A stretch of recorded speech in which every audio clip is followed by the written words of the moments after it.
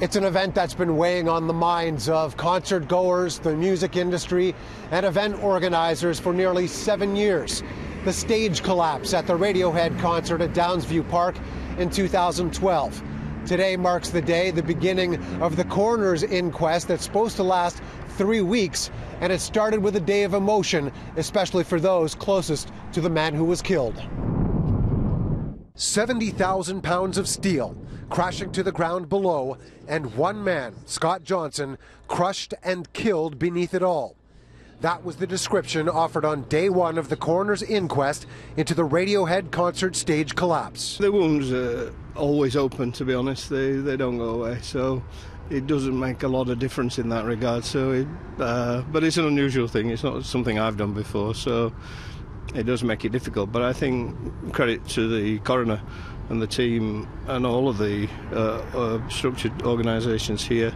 You know, they've really set that out well, and their intent's good. Coroner Dr. David Cameron has emphasised the inquest is not to cast blame for the past, but to look forward and make recommendations so a deadly incident like this doesn't happen again. There's no benefit at all from his death, at least if he is... if we understand why he died, understand how he died, understand what happened, we can all learn from it and we can have safer stages across Ontario. 13 charges were originally laid in the case against concert promoter Live Nation, the contractor, and the engineer involved in setting up the stage. But a mistrial was declared and the charges were eventually stayed. Radiohead returned to Toronto for a concert last year and made their frustration clear. The people who should be held accountable are still not being held accountable in this city. The silence is deafening. This week, the band's drummer, Philip Selway, is on hand to speak out.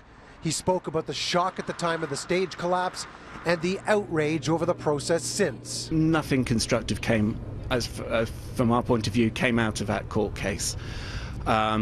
And so we feel a responsibility to Scott. We feel a responsibility to Mr. and Mrs. Johnson, to our crew, and to our audience as well, to actually keep pursuing this. So actually this is a good point to be at. Johnson's father told the inquest his son was a music lover, working his dream job. It will be more peaceful once it's completed here, just from the fact that it will all fade away into the outside world. The inquest is supposed to last about 3 weeks, and during that time we're expecting to hear more of the engineering details and the coordination of setting up a concert like this.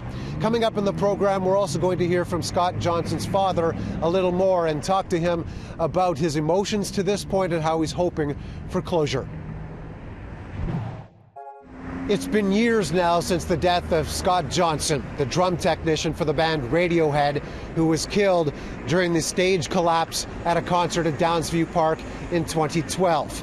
His father, Ken, and his mother back in England have been dealing with significant grief since the time of their son's death. His father's here in Toronto now as part of the coroner's inquest into what exactly happened, and he's hoping that some kind of closure will come from it. The wounds are always open, to be honest. They don't go away. It's not comfortable, as I say, but hopefully give a little bit of an insight into Scott. None of the people involved set out for that to happen. It was never their intent. I'm quite comfortable that wasn't intentional. And I think everybody would admit that mistakes have been made, but that'll become more evident. And that causes me great concern that the case wasn't completed. So, yeah, it's painful, but I'm quite happy that events here will resolve all that.